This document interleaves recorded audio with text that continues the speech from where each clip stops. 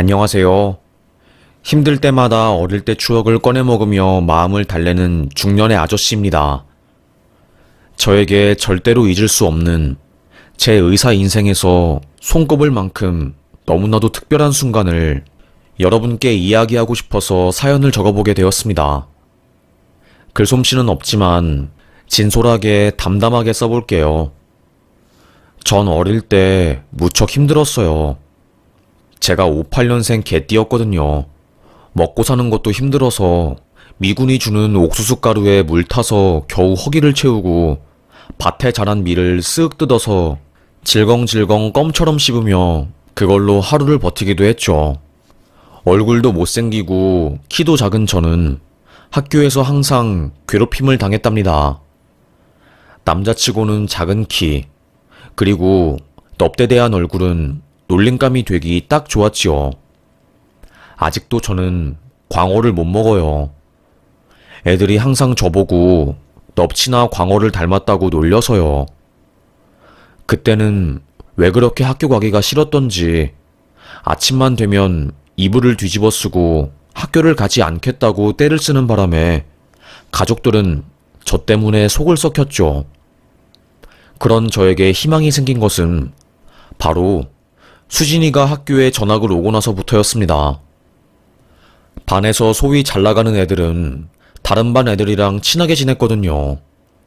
옆반 애가 저희 반 문을 팍 열면서 야, 지금 교무실에 엄청 이쁜 애 전화 갔다? 대박이야. 서울에서 왔대.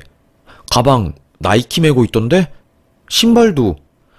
시골 촌뜨기 마을에 서울에서 여자가 전화 왔다는 소문이 돌자마자 학교는 난리가 났습니다. 게다가 얼굴도 이쁘다고 하니 남자애들은 의자를 박차고 복도로 뛰어갔지요. 얼마 뒤 우르르 남자애들과 여자애들이 저희 반 앞에 지나가더라고요. 선생님은 얘들아 반에 들어가. 시끄러워. 쉬는 시간 끝났어. 빨리.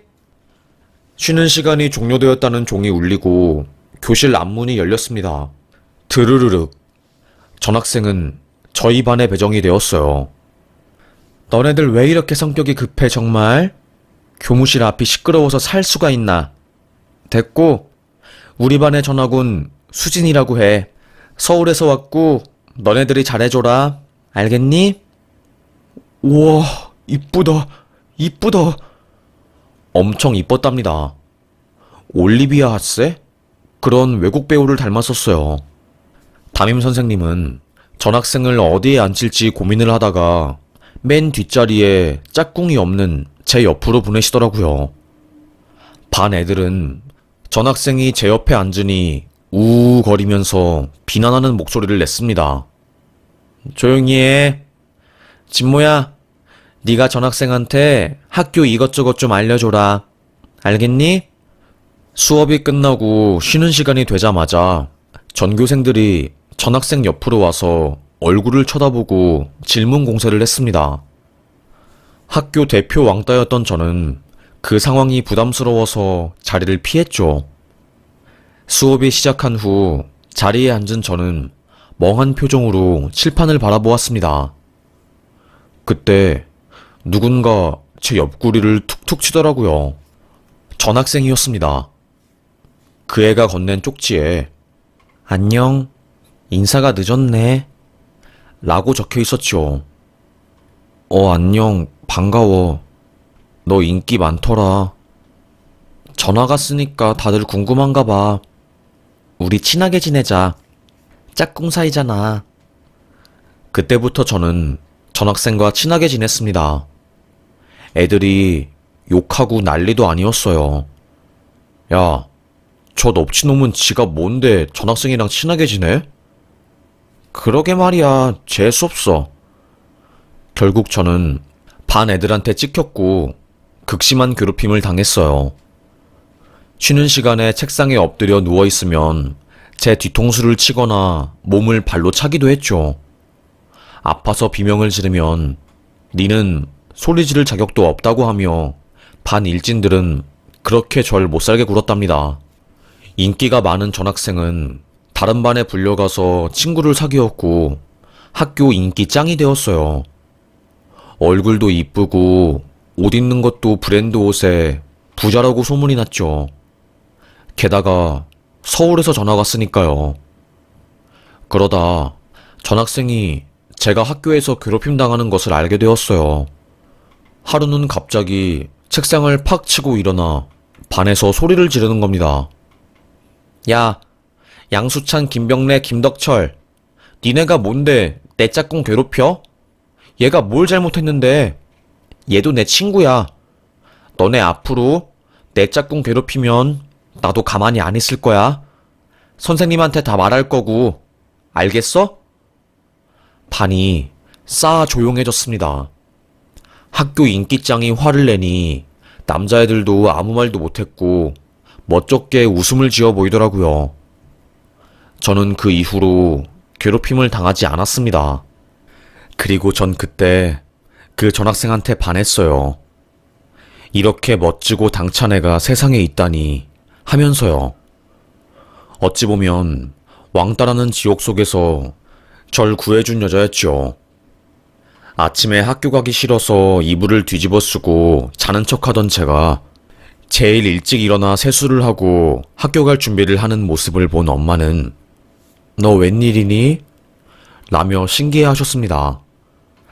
전학생 덕분에 저는 친구들을 사귈 수 있었고 함께 놀면서 자연스럽게 학교에서 인기가 많아졌어요. 일진들도 더 이상 저를 괴롭히지 않았고 되려 애들은 통쾌해했답니다. 반 분위기를 흐리는 애들이 조용해졌으니까요. 본드도 불고 맨날 반 뒤에 있는 조개탄 난로를 지네들이 다 차지해서 불만이 이만저만 아니었거든요. 하여튼 1년간 행복한 학교 생활을 하고 3학년이 되었어요. 중학교 3학년이요. 전학생과 전 다른 반이 되었죠. 운이 좋아 저는 반 학생회장을 하게 되었습니다. 반 회장끼리 이따금씩 모여서 회의를 할 때가 있었는데 수진이랑 같은 반 회장인 애가 그러더라고요. 걔 요즘 학교 잘 안 나와. 이번 주도 한 번 나왔나? 에? 왜? 몰라? 걱정이 되는 겁니다. 저는 그 아이 반 애들한테 물어서 전학생이 사는 집 주소를 수소문했어요. 교무실까지 찾아가서 친한 친구라서 걱정돼서 그러는데 가정방문처럼 제가 한번 집에 가보면 안 되겠냐고 말하며 주소를 받아냈지요. 반 애들은 전부 다 그 애가 빨간 벽돌집, 엄청 부자들만 살 수 있는 단독주택에 사는 줄 알았어요. 그런데 전학생 집 주소는 그곳이 아니었지요. 쓰러지기 직전에 초가집 같은 느낌이었습니다. 이런 곳에 사람이 산다고? 정말로? 음산한 분위기를 팍팍 풍기는 그 집 앞에 도착해 저는 철문을 두드렸어요. 혹시 사람 있어요? 수진아, 수진아. 고요했습니다. 개 짖는 소리밖에 들리지 않았어요. 혹시 몰라서 문을 살짝 열어보니 잠겨있지 않았던 철문은 끼익 소리를 내며 열렸지요. 그리고 집 내부를 본 순간 저는 충격에 빠지고 말았습니다. 도둑이 든 것처럼 집안의 모든 물건들이 쏟아져 나와 있고 장독대도 전부 다 깨져 있었어요. 마치 전쟁이 난 것 같은 느낌이었습니다. 황급하게 그 집 방문을 열어 사람이 있는지 확인했죠. 방 안에도 누가 회집어 놓은 것처럼 온 물건들이 다 어지럽혀져 있었어요. 그때 창고 쪽에서 신음소리가 들리는 겁니다. 창고 문을 확 열자 거품을 문 채 쓰러진 수진이가 보이더라고요. 어떻게 된 거야? 야, 정신 차려, 수진아. 저는 바로 옆집에 가서 도와달라고 어른을 불렀고 수진이는 등에 업혀 병원으로 갔어요. 그때 한 할머니가 "에휴, 며칠 전에 이 집에 남자들이 들어와서 쑥대밭을 만들었어. 애 엄마가 빚을 진 모양이야. 맨날 집에 미군들 들락날락거리고 왔다 갔다 하더니 서울서 내려와서 동네 분위기 다 흐려놓고. 속사정을 알고 난 저는 깜짝 놀랐습니다. 그 전학생은 부자가 아니었어요. 엄마는 미군들과 함께 어울려 다니면서 생필품을 얻거나 돈 같은 걸 받았나 봐요. 여러분이 상상하는 그런 일이었죠. 서울에서는 원래 청량리 쪽에서 일하다 그쪽에서도 빚쟁이한테 시달려서 여기 강원도 깡시골로 내려온 듯해 보였어요. 여기 와서는 미군들 도움으로 먹고 살았는데 어떻게 한 것인지 서울에서 빚쟁이들이 내려와서 집을 쑥대밭 내고 아줌마를 괴롭힌 거였죠. 미군들이 준 가방이나 옷들을 입고 학교에 갔으니 수진이는 부잣집 딸이라고 소문났고 그걸 부정하지도 않았답니다. 빚쟁이 때문에 학교에 갈 수도 없으니 수업을 빠지고 집에만 있었나 봐요. 밥도 못 먹고. 결국에 수진이 엄마는 도망쳤고 그 애는 집에서 쓰러진 거죠. 병원에 실려간 수진이 상태를 본 의료진들은 조금만 늦었어도 생명에 지장이 갈 수도 있었다고, 오랜 시간 탈수랑 영양실조로 맥박이 희미했다고 하더라고요. 상상도 못한 수진이의 가정사에 큰 충격을 받은 저는 어떻게든 그 아이를 도와줘야겠다 생각했어요. 그래서 회장단 애들한테 말했죠. 애들은 처음에 그렇게 잘난 수진이가 그런 가정사를 가지고 있냐고 하며 놀랐답니다. 담임 선생님한테도 말했어요.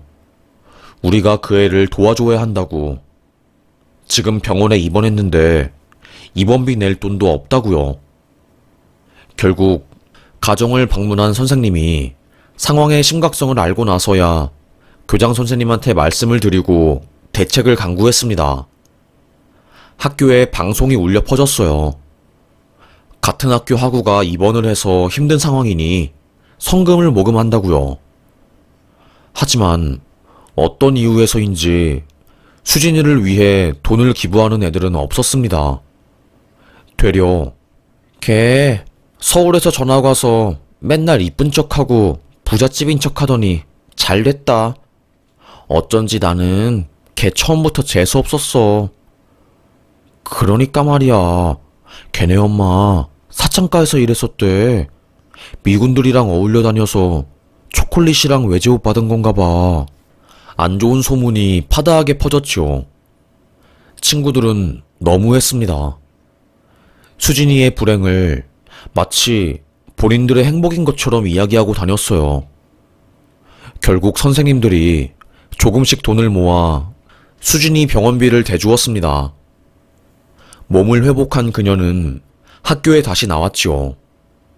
그런데 반응은 싸늘했어요.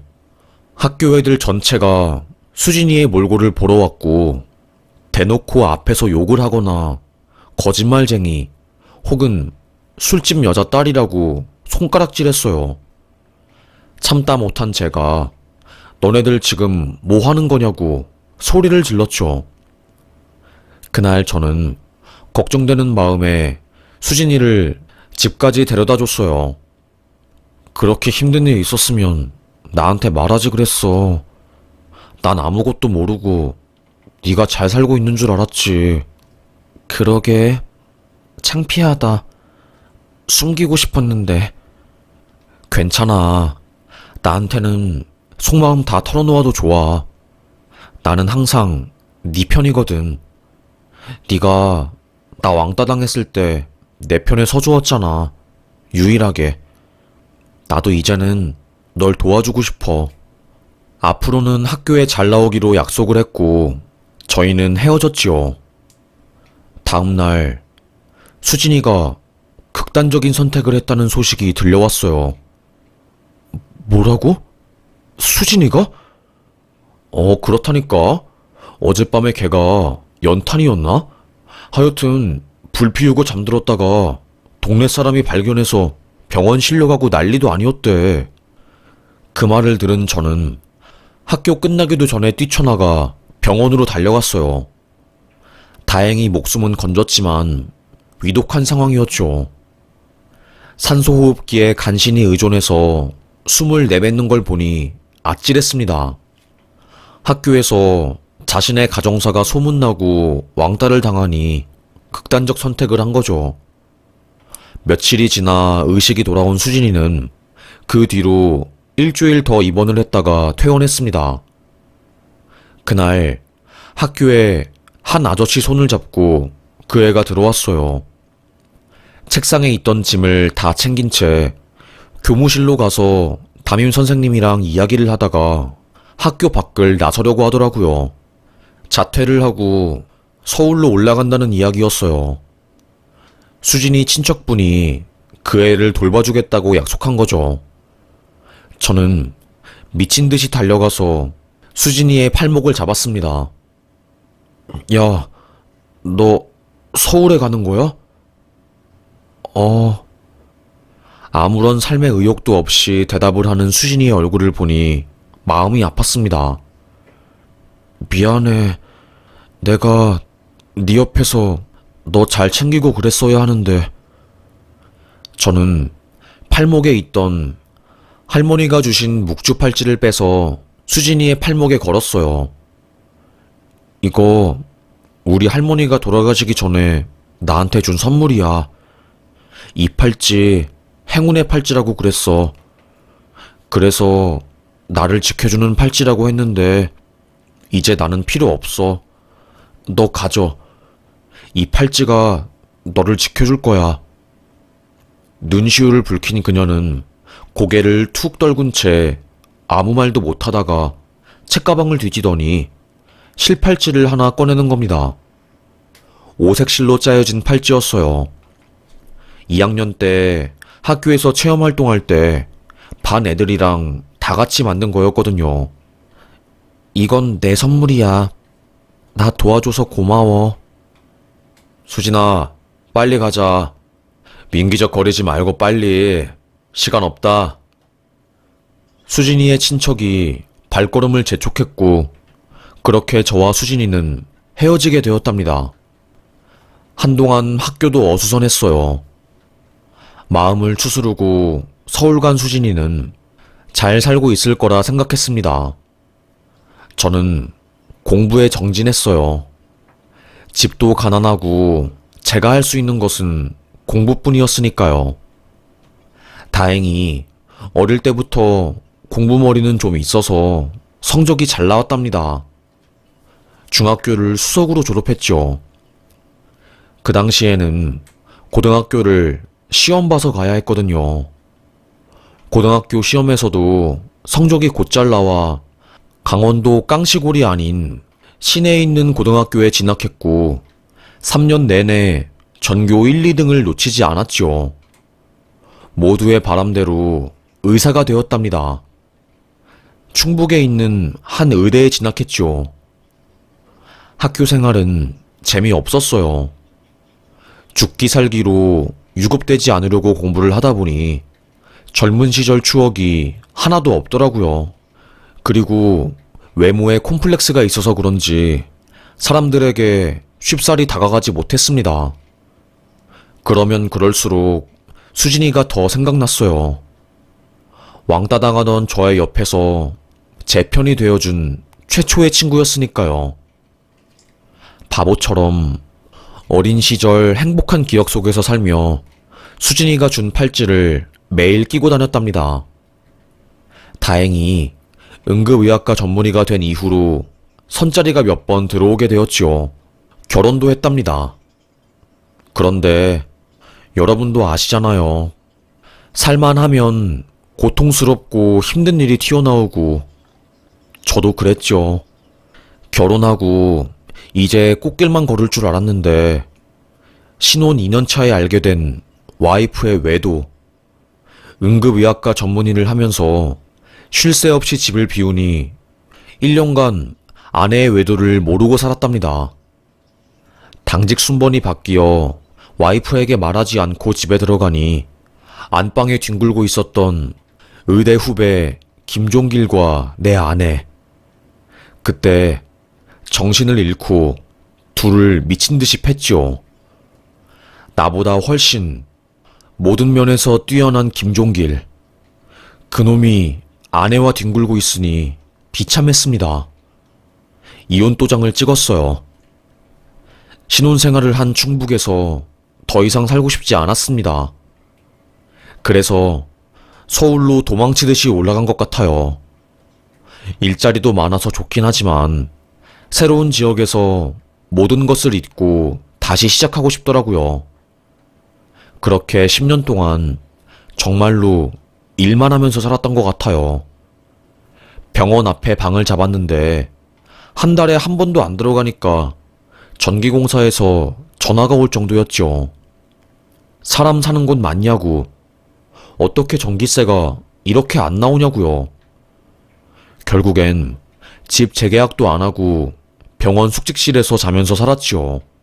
사람들은 독하다고, 어떻게 일에 인생을 바치냐고 신기해했지만 살기 위해 그랬던걸요. 일이라도 해야 아픔이 잊혀지니요.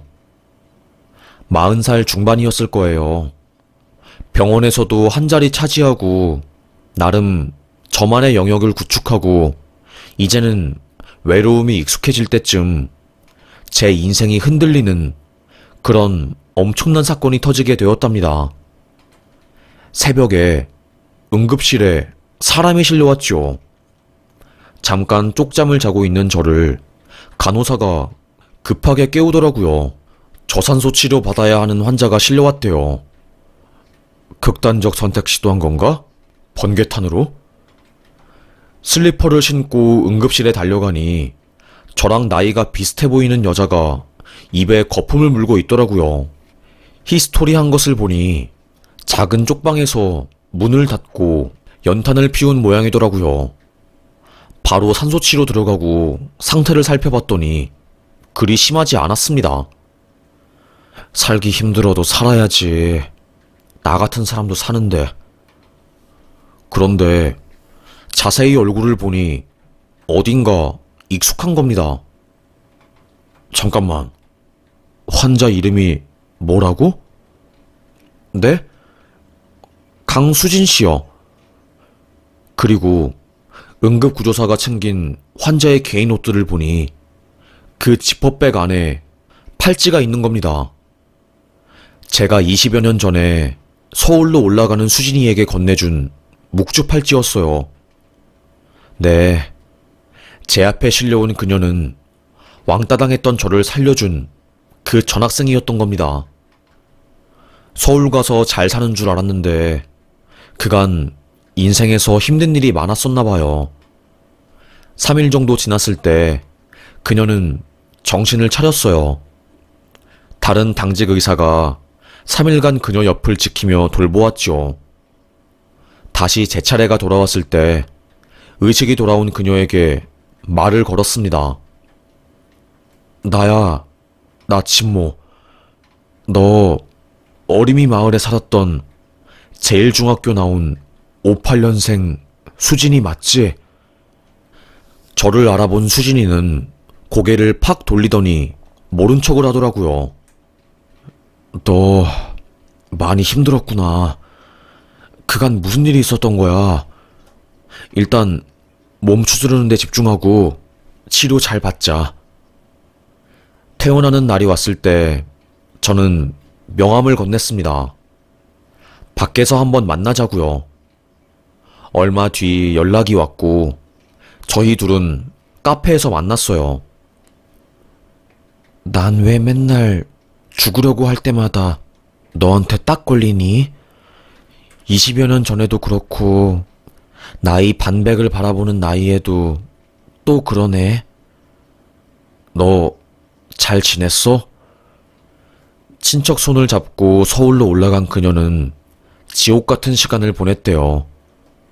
매일 구박받고 욕먹고 손찌검 당하는 인생이었답니다. 결국 고등학생이 되었을 때 가출한 그녀는 본인의 어머니가 한 것처럼 어둠의 길에 들어서 일하게 되었답니다. 참 많은 일이 있었나 봐요. 마담이라는 사람한테 맞아서 고막이 나간 적도 있고 평생 인연이라 생각했던 남자친구가 뒤통수를 때리고 자기 모든 재산을 가지고 간 적도 있고 그랬답니다. 하나만 겪어도 힘든 사건을 그녀는 여러 개를 겪으며 몸과 마음이 많이 상하게 되었던 거죠. 우울증이 심해져 중년의 나이에 안 좋은 선택을 했다가 기적적으로 발견되어 살게 된 겁니다. 마음이 아픈 건 제가 준 묵주 팔찌를 계속 차고 다녔더라고요. 그 팔찌가 본인에게는 큰 힘이 되었답니다. 전 방 한켠에 수진이가 준 오색실 팔찌를 고이 장식해놨거든요. 다시 만난 나의 첫사랑이자 구원자인 그녀와 새로운 사랑을 시작해보고 싶었지만 저는 그 당시 전 아내의 외도로 마음의 상처가 심한 상태였고 그녀도 마찬가지였죠. 저희 둘 다 새로운 사랑을 시작하기에는 용기가 안 났어요. 서로가 서로를 원하고 사랑하고 있다는 것을 알면서도 애써 모른 척 고개를 돌렸습니다. 각자의 자리에서 잘 살고 이따금씩 연락하는 것으로 마무리를 지은 채 저는 축 처진 어깨를 이끌고 병원에 다시 들어갔죠. 내가 그러면 그렇지 뭐. 사랑은 개뿔. 병원의 노예로 또다시 살았습니다. 그런데 사람은 기계가 아니잖아요. 내 자신을 보살피지 않고 하염없이 굴리고 굴리다 보면 고장이 나더라고요. 여러분도 아시죠? 한 번쯤은 꼬꾸라질 때가 있다는 것을요. 그때 제 나이가 54세였지요. 응급실에서 일을 하는데 배가 너무너무 아픈 겁니다. 식은땀이 나고 앞이 어지럽더라고요. 하필 그날 밑에서 일하는 전문의가 신혼여행을 가서 병원을 지킬 사람이 없었고 컨디션이 너무 안 좋은데 꾸역꾸역 버텼어요. 결국 새벽 4시에 제가 쓰러진 거죠. 엄청난 통증을 호소하면서요. 다행히 병원에서 쓰러진 거라 빠르게 조치는 취해졌답니다. 그리고 알게 된 충격적인 결과. 제가 암 3기라네요. 의사인 제가요. 환자 몸은 그렇게 잘 챙기면서 제 몸은 못 챙긴 거였어요. 원래 병원에서 일하는 사람들은 몇 년에 한 번씩 전체 건강검진을 받게 되어 있는데 귀찮고 바빠서 몇 번을 미루던 게 병을 키웠더랍니다. 암센터에 터벅터벅 걸어가는 게 제 이야기가 될 줄 몰랐죠. 아니 선생님, 이 정도면 통증이 있었을 텐데. 아시잖아요. 나 대신 일할 사람이 있어야 저도 쉴 수 있는 거. 응급의학과에 지원이가 없는데 어떻게 쉬겠어요. 아파도 참고 일하다가 이 꼴 난 거죠. 바로 입원했습니다. 저 없어도 어떻게든 돌아가긴 하더라고요. 그동안 왜 나만 혹사하며 응급실을 지켰던 것인지, 사랑도 돈도 명예도 아무것도 손에 넣지 못하고 이렇게 인생 죽는구나 하면서 마음이 착잡했습니다. 공부 열심히 해서 의사가 되면 뭐하나, 내 가정도 지키지 못하고 외롭게 이 나이에 혼자서 병치레 하는데, 이런 마음에 우울증까지 오더라고요. 게다가 우울증 약이 맞지도 않아서 새벽에 혼자 일어나서 돌아다니고 그 기억은 나지 않고 바보가 되어갔죠. 모두들 간병인을 한 명씩 끼고 병원 생활을 하는데 저는 혼자 했어요. 항암 치료가 시작되고 온몸이 멀미하는 것처럼 어지럽고 내 몸 위에 돌덩이가 얹힌 것처럼 무거워서 한 발자국도 움직이지 못했습니다. 사는 것보다 죽는 게 낫겠다 싶었죠. 그때 병실 문을 열고 누가 들어오더라고요. 수진이었습니다. 저의 소식을 듣고 병원에 온 거였어요. 너 아팠으면 말이라도 하지. 연락도 없고. 됐다고 나 괜찮다고 하며 다시 돌려보내려고 해도 수진이는 제 옆에 계속 있더라고요. 나 너 간호할 거야. 네 옆을 지킬 거야. 너도 그랬잖아. 우리 엄마 사창가에서 일한다는 거 학교에 소문 퍼지고 나 사실은 부자 아니고 가난한 거 들켜서 애들이 다 왕따 시켰을 때 내 옆에서 나 보호해줬잖아. 이젠 내가 너 지켜줄 거야. 수진이가 먼저 저에게 용기를 내준 거였어요. 마음을 표현한 거고 저의 힘들고 너무나도 고독한 항암 치료 과정을 옆에서 묵묵히 도와주었답니다. 화장실도 같이 가지고 너무 힘들어 마음이 지칠 때면 병원 옥상에서 함께 손을 잡고 산책을 했죠. 반백살의 나이에도 가슴이 설레고 뛸 수 있다는 것을 처음 알았습니다. 진짜 사랑을 찾은 것 같았어요. 저는 총 3년간의 암투병을 했어요. 생존율이 50%였고 예후가 안 좋으면 저는 죽어도 이상하지 않은 그런 상황이었죠. 그런데 사랑의 힘은 대단하더라고요. 삶의 의욕도 없고 빨리 그냥 죽었으면 좋겠던 제가 혈색이 돌아오고 건강해지고 싶었으니까요. 반드시 암을 극복하고 싶었습니다. 하지만 희망을 놓지 않으니 저에게도 기적이 찾아오더군요. 3년간의 투병 생활, 그리고 3년간의 추적 관찰 끝에 완치 판정을 받았습니다. 그때 얼마나 울었는지 몰라요. 수진이도 제 곁에 있어 주었죠. 고마워. 나 이제 건강해졌으니까 너랑 못다 이룬 사랑 마무리하고 싶어. 사실 나 너 무척이나 그리워했어. 대학 가서도 너 많이 생각나더라. 죽기 전에 한번 볼 수 있을까 싶었는데 이렇게 만났네. 나도 마찬가지였어. 넌 날 숨쉬게 했으니까. 그렇게 저는 수진이 손을 꼭 잡아주었습니다. 부러질 듯이 야윈 그녀. 그간 인생의 풍파를 정면으로 맞으며 세상과 맞서 싸웠던 그녀를 사랑으로 채워주고 싶었지요.